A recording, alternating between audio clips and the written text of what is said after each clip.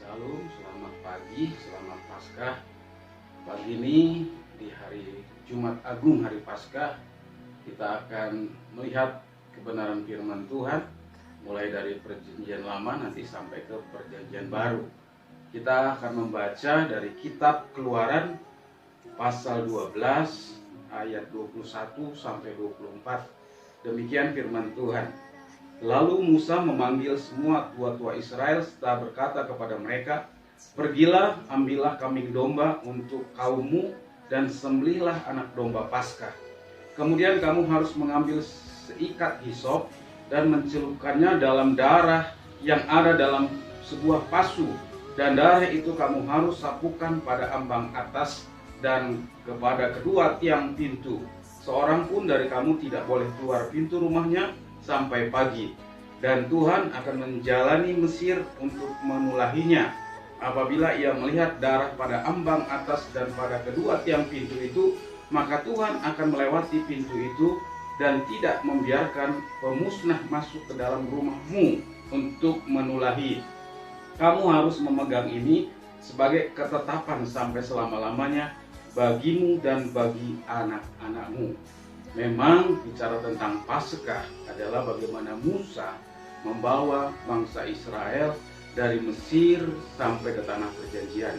Nah, di Mesir inilah Tuhan membuat tulah kepada bangsa Mesir. Namun Alkitab katakan Tuhan mengeraskan hati Firaun.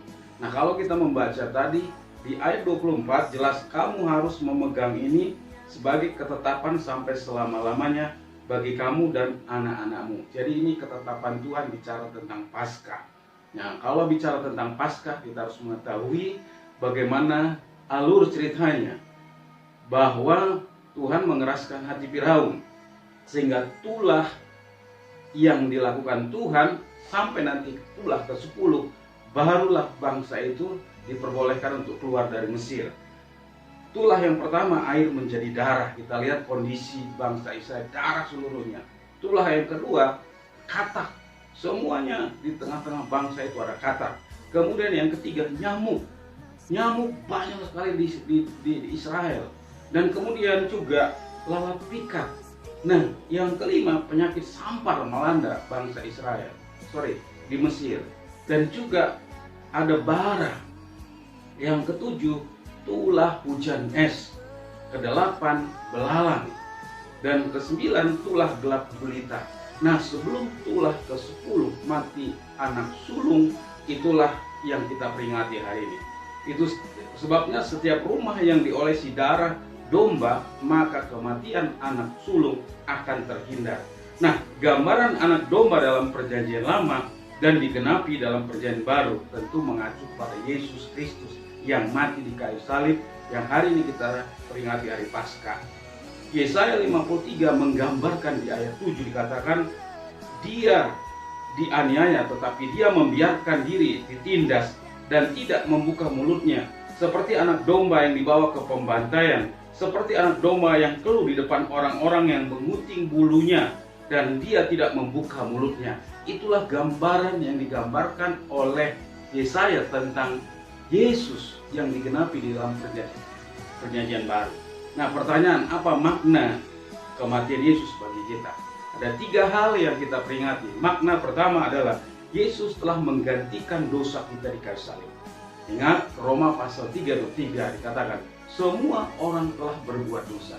Pada waktu Adam dan Hawa melanggar perintah Tuhan, Alkitab katakan dia berdosa dan semua keturunannya berdosa, termasuk saudara dan saya.